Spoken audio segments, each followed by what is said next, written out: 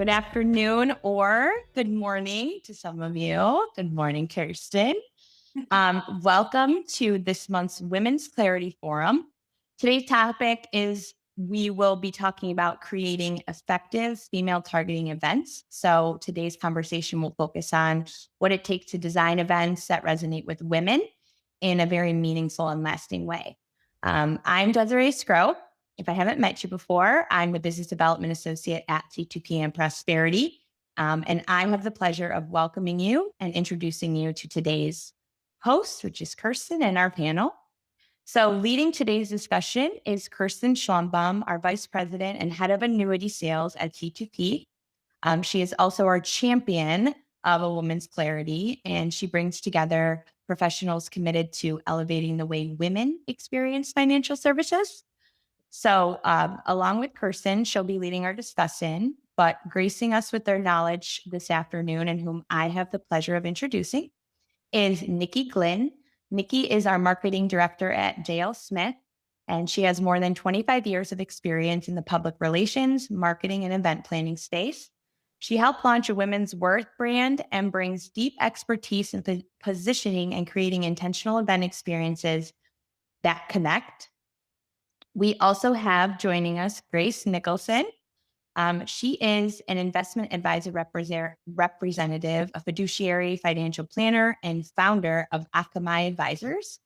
She has over 12 years in insurance and financial services. She specializes in tax-free income strategies, life insurance, and long-term care planning. And she empowers clients with clarity and confidence. So welcome, ladies. Thank you. Just a few housekeeping before we get started. Please feel free to utilize the chat. Feel free to unmute yourself, share your wins, ask questions to Grace and Nikki. But as we lead the discussion, I will turn it over to Kirsten to get us started. Welcome, everyone. Welcome, everybody. Thank you, Des. Thank you for always giving us a nice, warm welcome when we kick off these events.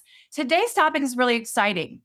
When we had our roundtable last month with the fabulous ladies of C2P and Prosperity Capital, we had this hot topic. Everybody was digging in, sharing ideas, and we thought this was timely to share this with our male and female advisors here at Prosperity and C2P to help grow their footprint with female clients. Now, don't forget, Sunday, March 8th is International Women's Day. So take the time to celebrate yourselves and the ladies in your lives, whether they're clients, teammates, or family members. So don't forget to celebrate. I'm going to kick this off because we got a lot of great things to go over, but I'm excited to dig deeper with Nikki and Grace because I shared some great ideas last month, again, in our roundtable. So Nikki, you're in the hot seat.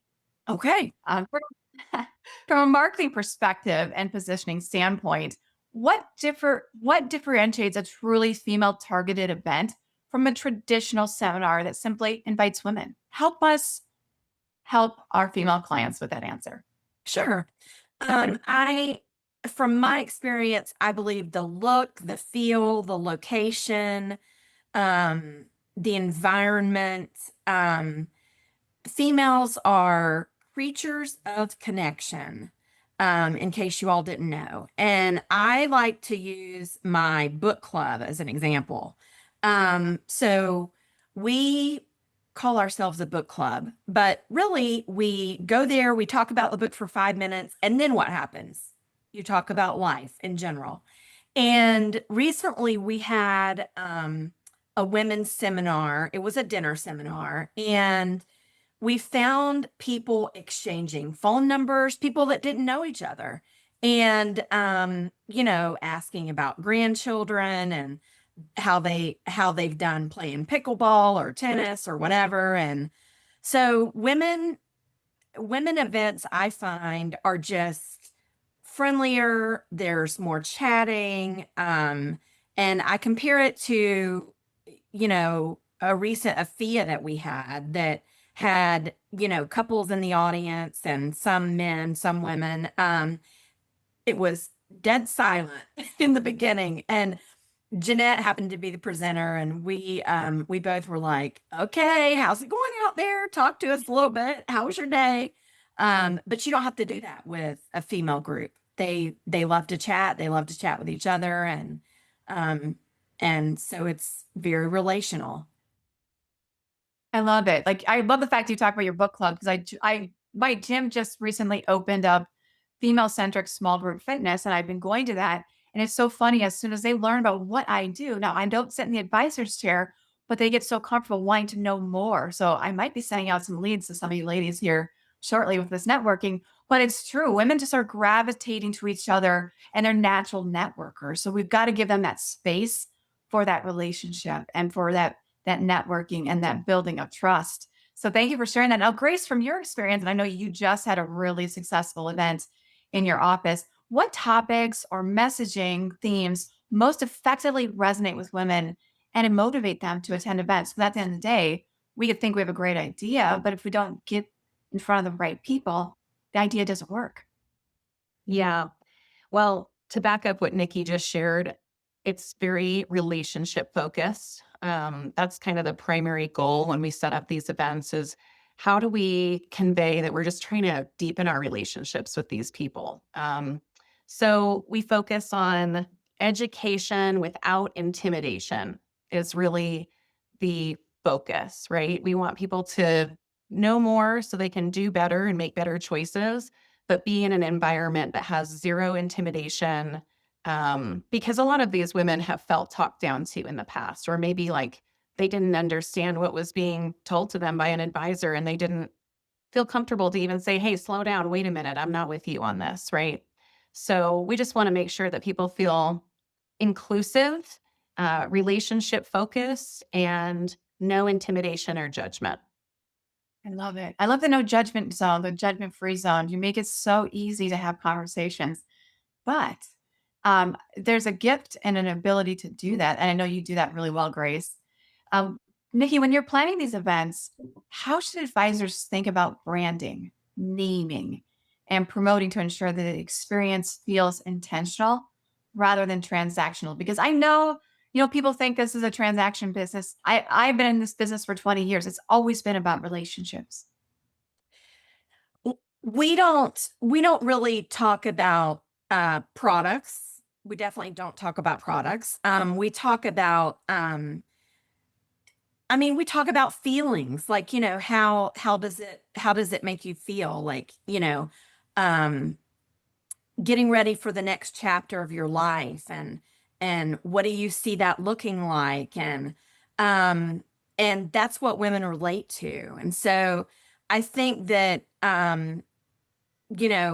what I like to do, and we started this a long time ago, and it's kind of a psychological thing, really. So I like to call the people that have reserved a spot, and if it's a dinner seminar, I like to ask them what they want for dinner.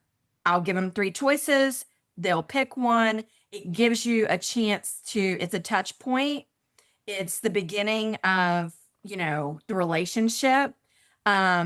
I let them know I'm going to be there so they can look forward to seeing me there. And it makes them, with women, it makes them happy to know they will know at least one person there. So that's important. Yeah. And the other thing is they feel like they have a plate waiting on them of what they ordered. Now, whether the waitresses and waiters come around and take their order again, it doesn't matter. It's a psychological thing, and it works. So Psychological safety is important. yes. Now I'm gonna throw you a question that was not presented to you ahead of time. You mentioned the F word, feelings. Now we ladies are really good at making other people comfortable because we can be vulnerable. We can talk about our feelings. We do have gentlemen in our audiences that may or may not have that as a strength. How do we help our male advisors gain a little bit more confidence and comfortability and being vulnerable and sharing feelings? Can you help with that, Nikki? Give them some ideas and pointers. Sure. I think all of the male advisors that we've had, and all the JL Smith male advisors are really good at this. We just spend a little time with them talking about it and talking about what is the most important thing to women. And we explain to them that it is different than what the most important thing to men is. You know, I love that we have so many men that are wanting to make sure that their wife is taken care of if they pass away first. And, you know, the knowledge of what we know that most of the time it's that women do outlive men. And so, you know, they love that that's important to them. And so we just try to educate them and teach them, and they're always willing to learn and willing to alter a little bit of how they, you know, are used to doing things to fit the audience. I love that because it's not one size fits all. And when we look at a women's clarity and how we're helping both male and female advisors, we want our male advisors to feel comfortable and confident to share feelings. And sometimes it's good, like they may be the lead advisor, but they have a great paraplanner in the office that's female that can also provide that comfortability. So it's having the right pairing and the right conversations. Grace, do you have anything you want to add to that before we go on to the next question? I would say, I'm sure a lot of the men with C2P are great listeners because you've got the connection questionnaire, and this tool really opens you up to ask feeling questions. But you know, my husband is an advisor, for an example, and I would say that my feedback would be ask your question and really listen. Don't ask your question to be ready for your response or the next question. Make your intention to really listen and understand this person. So if I asked you, hey, Kirsten, you know, how do you feel about potentially being your parents' caregiver, you know, and being the sole provider for their care in your retirement? What does that mean for you? I'm not talking until you are completely done sharing. And even if all I say is I nod along and say, I understand. Thank you for sharing that. You're not having to really open up too much about your own life or how you connect with that or what you may have had to do for your parents. You're just understanding and letting them know that you hear them. And for women, I would say that is, you know, creme de la creme is just have a provider listen to you, whether that's their doctor or their dentist or their mechanic or their financial advisor. Women are not always used to having these professionals really listen to them. And when they do, it's like a breath of fresh air and they really appreciate it and notice it. And not only did they give you their business, but they tell everyone else the experience of what it made them feel like to work with someone who listened to them. And then they send all the referrals too. I love that. Listen to understand, seek first to understand before speaking. And you know, that's so powerful because like, even when you said that question to me, I know it wasn't a real question. It made my heart palpitate because I'm dealing with that with both my parents with dementia. And to have somebody listen when this has been a really rough few weeks, it means the world. And I would be open. And then you've given me feedback would create that relationship and trust that we like, wow, she really listened to me. And you didn't say anything, you just listened. That's powerful. Now, Grace, when you what have you found that builds trust besides listening to understand most quickly during an event? Is it the structure, storytelling, education, environment, or something entirely different? Yeah. I think someone mentioned, it was Nikki mentioned, as long as you know at least one person at the event, they feel a lot more comfortable. So with all of my events, I encourage them to bring guests. In fact, I don't want my clients coming without a guest, right? I'm like, I kind of task them with like, your job is to help me grow my business with more A clients just like you. How can you help me? Who can you think of? Who's going to come with you? So when they bring guests, the guests sit and they start hearing from other clients, you know, who have been working with us about their experience. And so I'd say that really builds trust. Again, it's just talking, networking. They love to talk with each other and they feel comfortable. I think at our last event at Galentine's, there was 2 women who came solo, only 2 out of, 16 or so. And they made friends quickly. So they knew me and Bethany. That made them feel comfortable, of course, but they made friends quickly and they were quickly involved in other people's conversations. And we're having meetings from that now and just kind of saying how fun it was to meet new friends. And the trust is built because the thing they have in common is they like working with us. That's amazing. I love that you create a safe environment so that these ladies do feel comfortable and confident coming by themselves because I will sometimes hesitate going to an event where I don't know anybody. So I completely get that. Now, Nikki, I think you're going to help answer a question that we have in the chat here. What role does logistics such as venue selection, timing, format, follow-up, strategy play in attendance, quality, and long-term engagement? John was asking about getting more people to his events because he's struggling with his women in retirement event, actually having people show up. So I think you're going to help answer that question because I know you've got some great answers. Those are a lot of questions, but let's start with how to get more people at your event, because recently at the women's dinner seminar that we had, we invited a few of our new women clients. And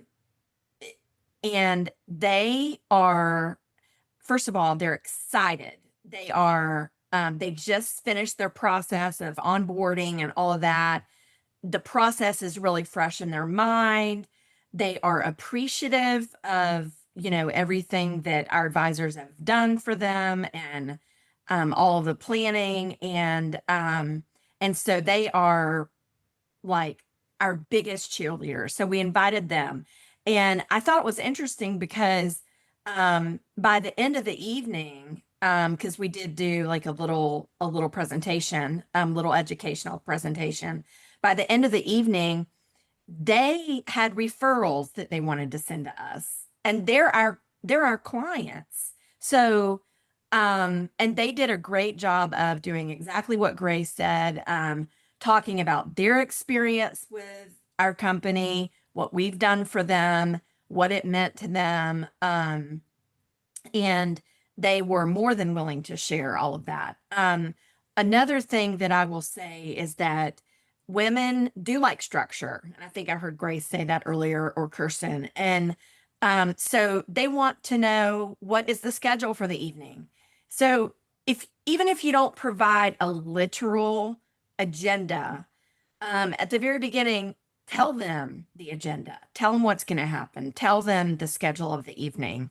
And they are very appreciative of that. It makes them relax a little bit and, just sit back and listen and soak it all in. So I love that. I love that. And John, if you want to unmute, did you get your question answered? Do you feel a little bit more comfortable with what Nikki shared with you on the event and planning? I'm throwing you into the fire here. Yeah, I was adding more to it. One of the things that I try to do is, I'm the primary caregiver. I was putting that in the chat for my wife. So I'm able to kind of tell the story of her journey and how important it is for, women to have a plan in place, because women do outlive men. And I hold us guys responsible. I think we need to involve our partners in every aspect of planning. And unfortunately, I think that doesn't happen a lot. And from day one, my mother was kind of a single mother. My father was in the military. So, I kind of learned from my mother, how to relate to women.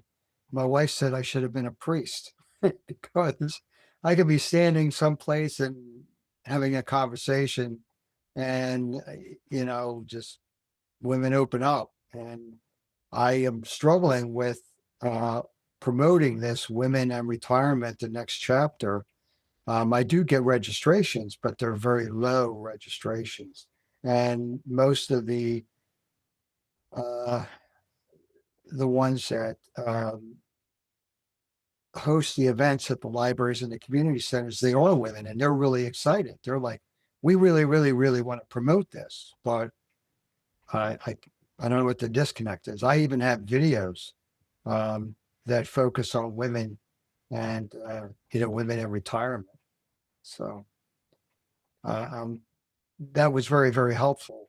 I have not been using like direct mail or anything else. I've been letting the libraries kind of promote it, and the community centers promote it. John, thank you first and foremost for sharing with us about being the caretaker with your wife. That's such an important role. And I know it probably weighs really heavy on you. So thank you for sharing. And that is an instant connection with women that you share that. So my heart went out to you. And I know how much work that is.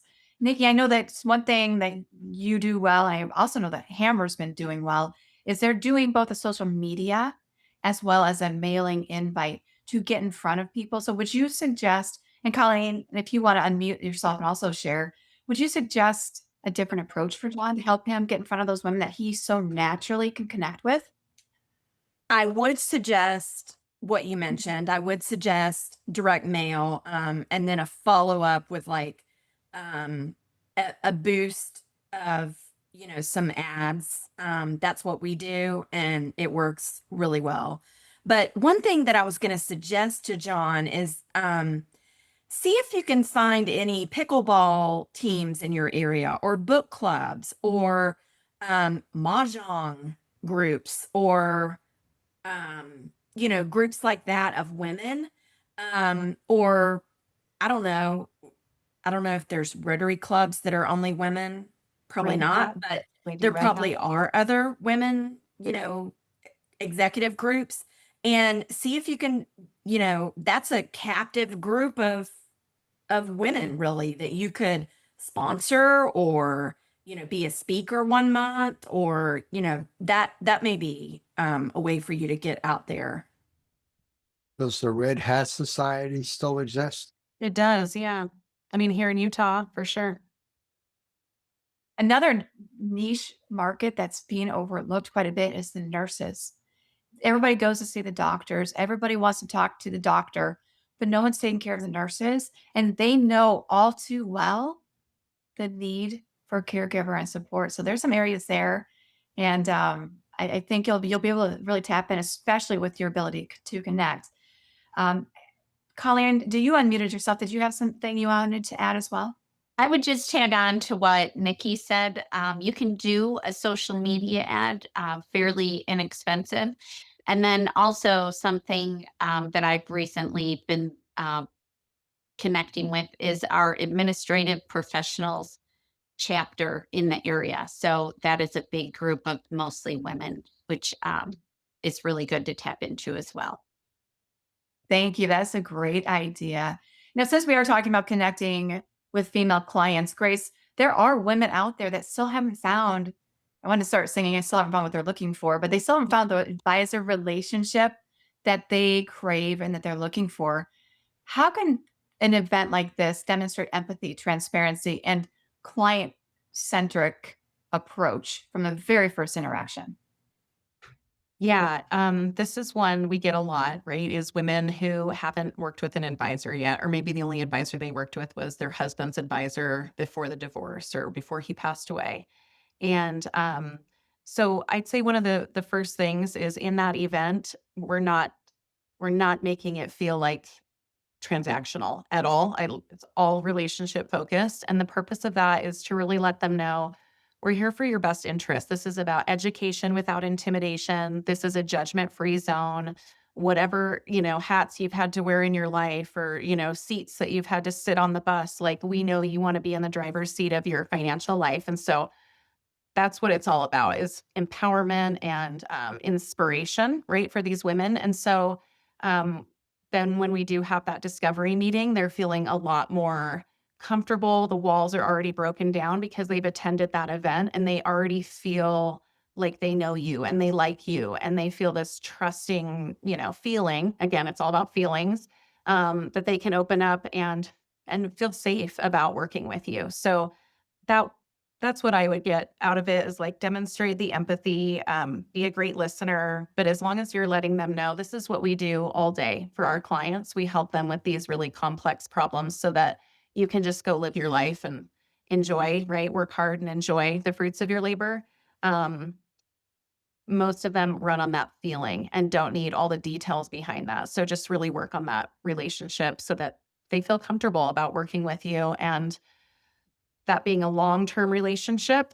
One of the biggest keys here is when you're working with the women, get with her kids. I want to know your kids. I want to meet with your kids. Let's have a family meeting if it's a good relationship and they want that. Because they want their kids to be in good situations too. And they don't want to be a burden. And so I'd say that's, the next pathway, right? Is like get the women and then get their kids.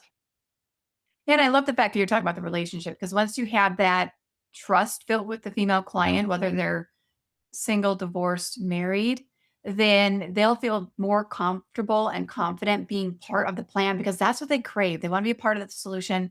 They're usually the CFO of their household. So being a part of this retirement plan is exactly what they want to be a part of. So that's amazing. Now, Nikki, I'm going to ask you the question, because we are in the financial service industry. We look at KPIs, call to close ratios. We're so focused on these derivatives. How should advisors measure the success of a female-focused event beyond immediate appointments or gathering assets? What marketing KPIs truly matter?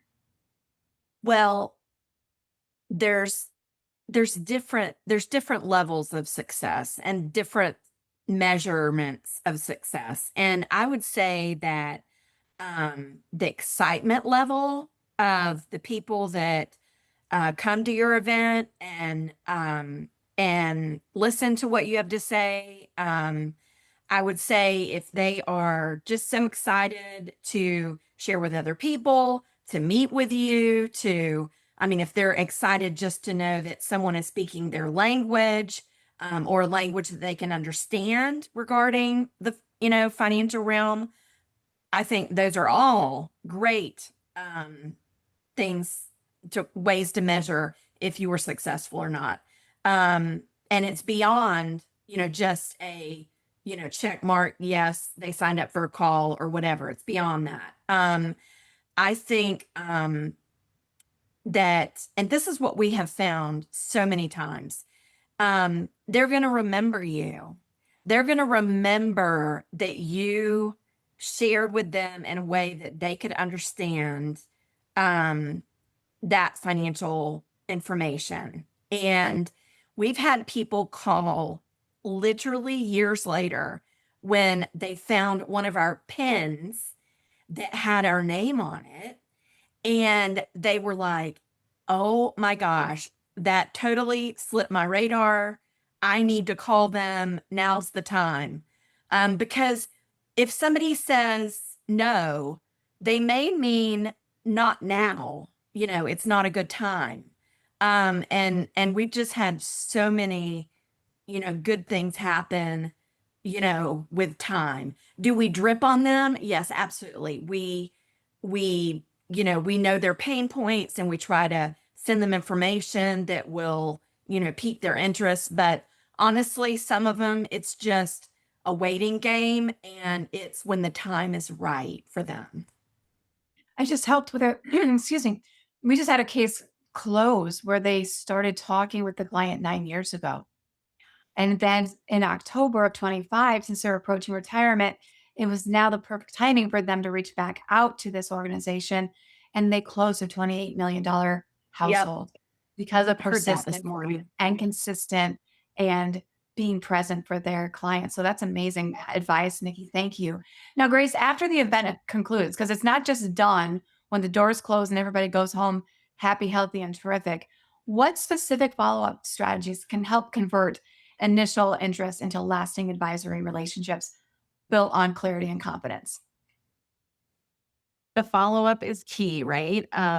People can come have a great time, but if they don't book that initial call with you and they took initiative, you have got to take initiative. So we use Redtail. We just developed like post-event emails that we just tweak based on each event. And there's a different version for everybody, right? There's a version for people who wanted to come but couldn't make it. There's a version for people who did come but didn't book. And we've had success in getting more booked appointments from them using the link in those emails because we haven't forgotten about them. We're reminding them of the good time they had and, just continuing that conversation. So I'd say the follow-up is really key. The marketing pieces are really key. Someone here, I think Jeanette asked about marketing. Like this is an example of, there's a lot of flowers on it, but it's pretty, right? Like that's an example of what we use for a women's type of event is stuff that we wouldn't use for a men's event or even just like a regular co-ed event. So we make it specific for them. And in the follow-up, just the touch points, right? We email them, but we also call and we say thanks for coming and we had such a great time. And you had mentioned this friend's name, would you be open to us scheduling a lunch? That's often kind of the next step, right? Is like at our Galentine's, we had a group of 3 friends. No, and then a 4th came. So 4 friends, only 2 are my clients right now of this 4 group. And she's like, we have a lot more friends. Why don't we go and do a lunch? So we've got that on the calendar, to be introduced to more of these retired coaches, which are some of my favorites, right? They're mentors themselves. So that's part of our follow-up process to keep in touch with people and make sure that they book the right fit call and come in for the discovery if they're a good fit. I love that. Follow-up is key because if you tell somebody they're important and what they say matters and you don't circle back and keep them in the fold, they're not, your word means nothing.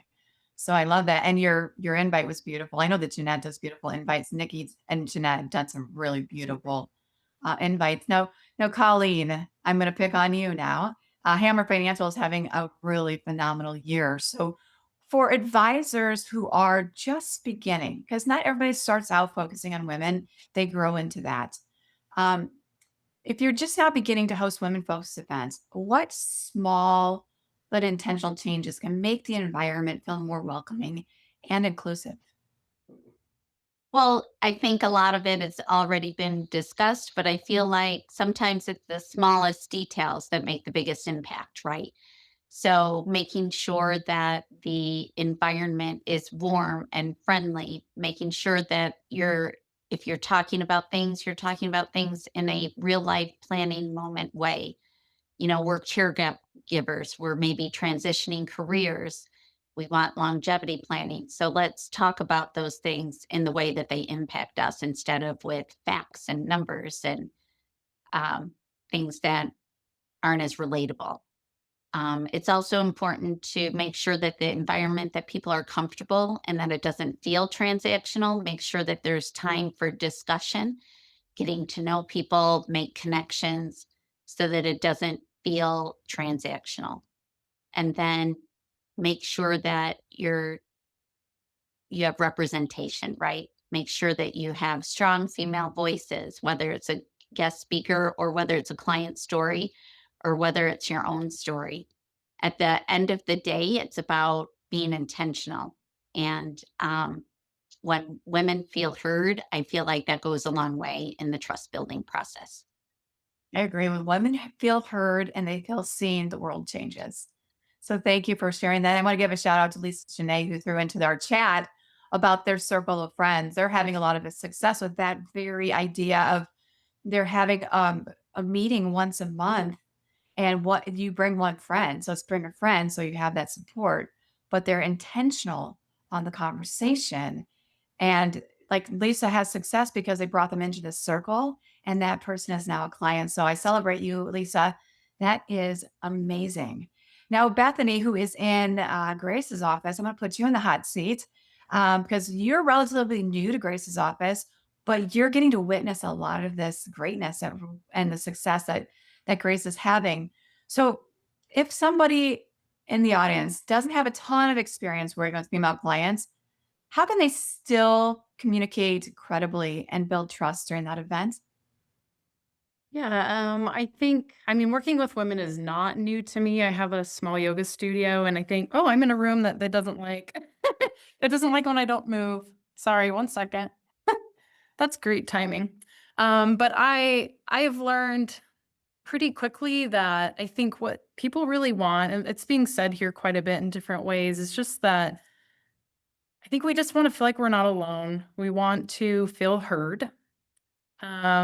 We want our priorities and our concerns acknowledged. So that's what I love so much about the process here is that all these tools we have, it just kind of puts us in that kind of that framework anyway with how we interact. But when we're in these events, even though, at our last event, I knew a few of the clients there, But it was nice to just get really excited, and they see like we've had women, they're like, oh, who gets to hug their advisor?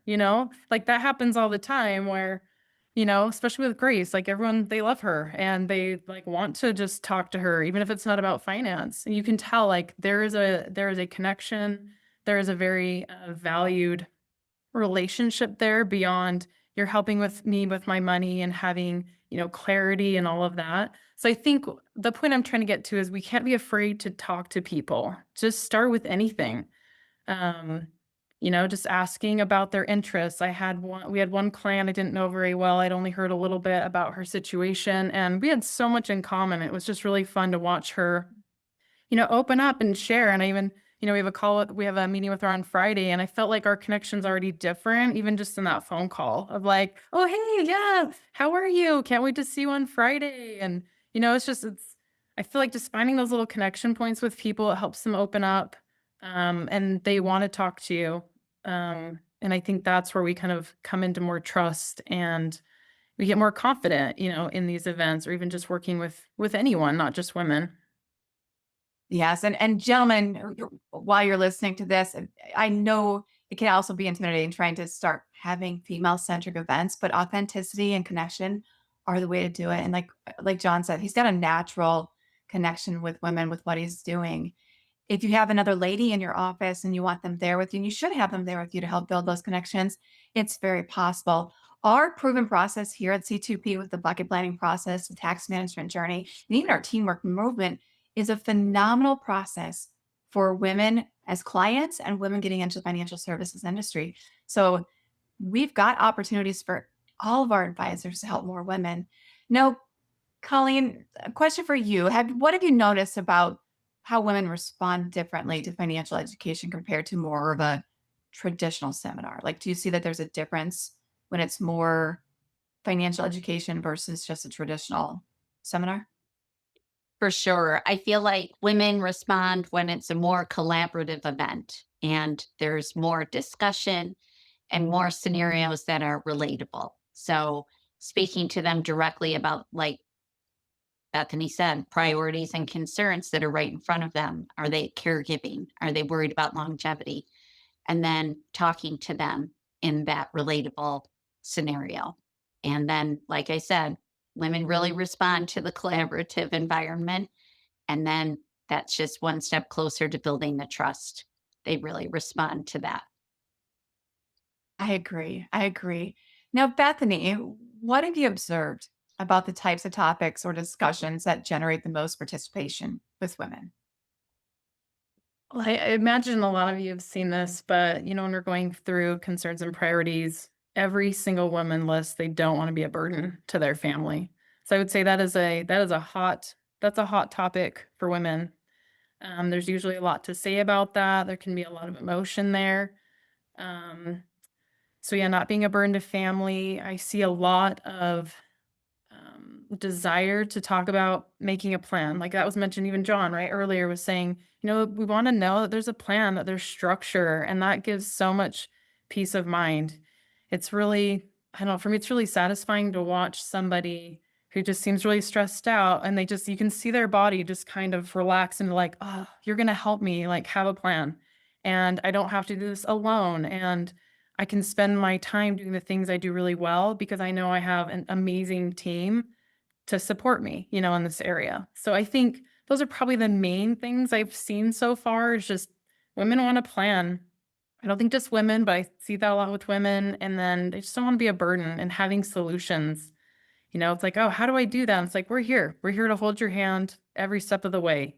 Even though some of these things might not be familiar to women or, anyone, but to the one we're talking to, it's like, it's okay. We will communicate so that you understand. We're not going to ever try to just sell you something because women don't want to be sold. We know that, right? We don't want to be sold.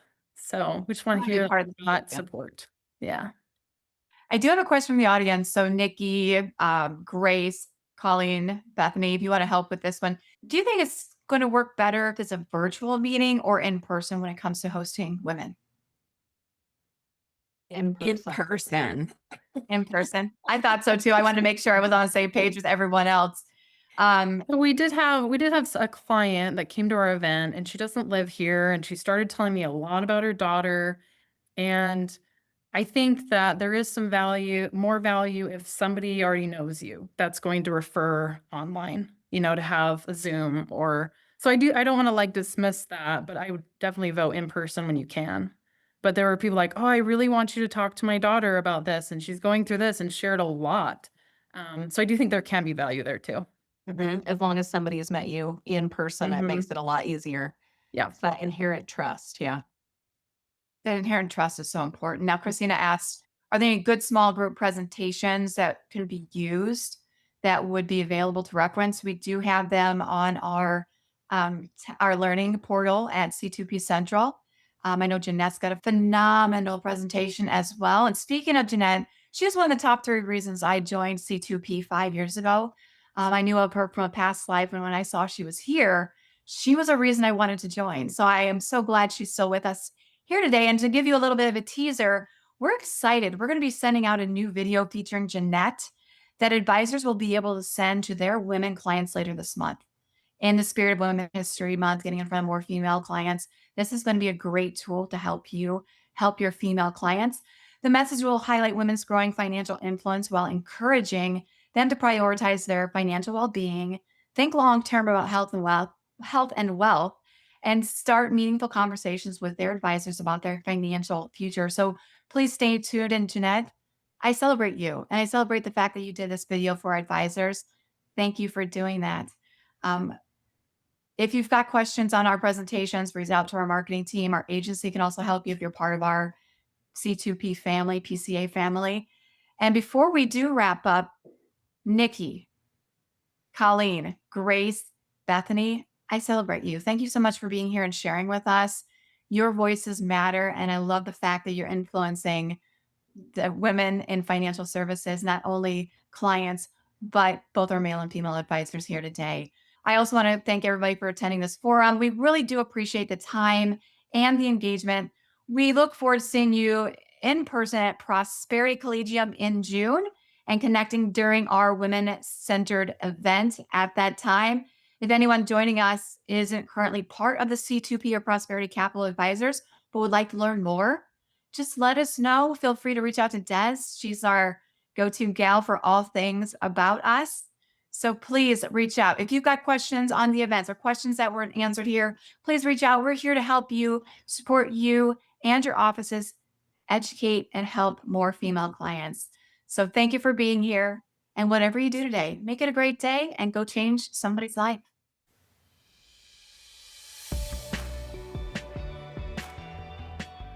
At the time of delivery and any subsequent publishing, information was deemed reliable, but is subject to change by the time of listening or viewing.